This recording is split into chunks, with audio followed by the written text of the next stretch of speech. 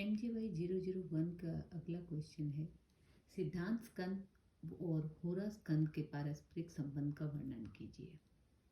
सिद्धांत स्कंद व होरा स्कंद का पारस्परिक संबंध कुंडली निर्माण के आधार पर, बल निर्धारण के आधार पर, ग्रहों की विविध अवस्थाओं के निर्धारण के आधार पर, आयु साधन के आधार पर और फल के काल निर्धारण के आधार पर किया जा सकता है। तो पहला हम देखते हैं कुंडली निर्माण के आधार पर।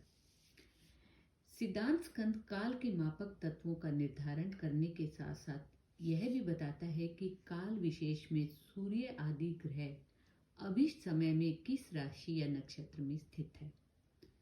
ग्रहों की गति और स्थिति का साधन और निर्धारण सिद्धांत स्कंद के द्वारा ही किया जाता है। तो इस प्रक्रिया द्वारा प्रतिदिन के ग्रहों का साधन करके एक वर्ष के ग्रहों की पंक्तिकालीन स्थिति पंचांग में लिख दी जाती है और पंचांग द्वारा ही जातक के जन्म समय के समय कुंडली बनाई जाती है और फलादेश किया जाता है। अर्थात यदि सिद्धांत स्कंद नहीं तो पंचांग नहीं, और यदि पंचांग नहीं तो कुंडली भी नहीं, और यदि कुंडली नहीं तो फलादेश भी नहीं। इस प्रकार सिद्धांत और गणित के आधार पर ही कुंडली का निर्माण और जातक का फलादेश संभव है। दूसरा, सिद्धांत और होरा स्कंद का संबंध हम बल निर्धारण के आधार पर कर सकते हैं। ग्रहों और भावों के बल का निर्धारण भी ग्रह गणित के आधार पर ही किया जाता है।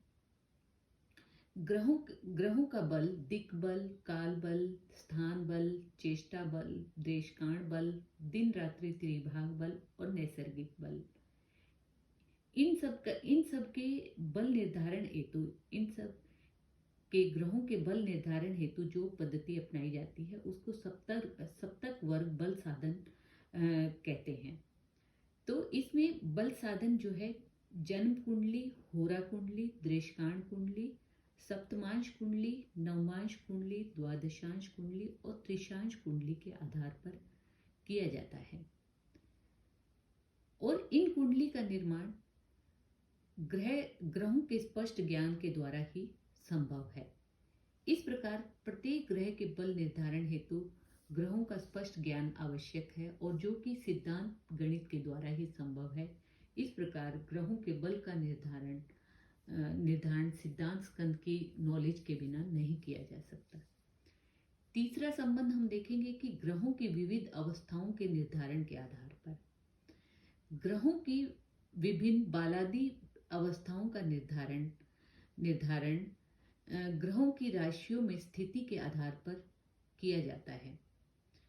तो ग्रह का नक्षत्र, जन्म नक्षत्र, इष्ट काल, ग्रहों की राशि, लग्न साधन आदि का ज्ञान होने पर ही ग्रहों की अलग अलग अवस्थाओं का निर्धारण किया जा सकता है और यह ग्रह गणित के, सिद्धांत गणित के बिना संभव नहीं है।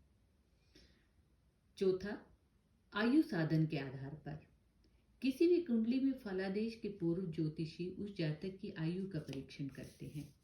आयु के साधन के लिए प्रत्येक ग्रह के राशि आदि से मध्यम आयु का साधन किया जाता है और मध्यम आयु का साधन कर फिर स्पष्ट आयु का साधन किया जाता है। स्पष्ट आयु साधन ग्रह की कुंडली की स्थिति पर ही आश्रित है।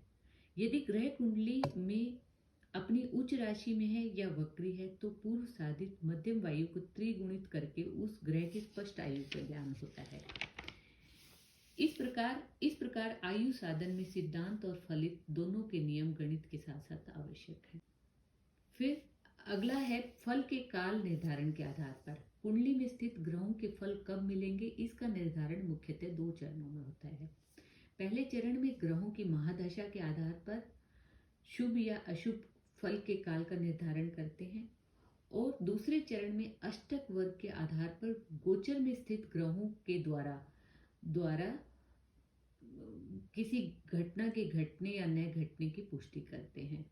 तो इसमें चाहे ग्रहों की दशा महादशा निर्धारण करना हो या प्रत्येक ग्रह का अष्टवर्ग का साधन करना हो या गोचर में ग्रहों के राशि की स्थिति का ज्ञान करना हो, इन सभी में सिद्धांत गणित की आवश्यकता पड़ती है। इस प्रकार सिद्धांत गणित और फलित स्कंद का सीधा सीधा संबंध है।